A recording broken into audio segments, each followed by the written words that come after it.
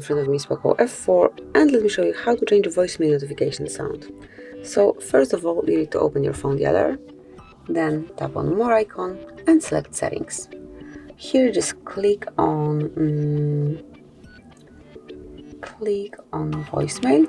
Okay, so here it is. Just tap on voicemail and then select notifications. Here you will notice sound, so smoothly mark it, and then pick the sound that you like the most.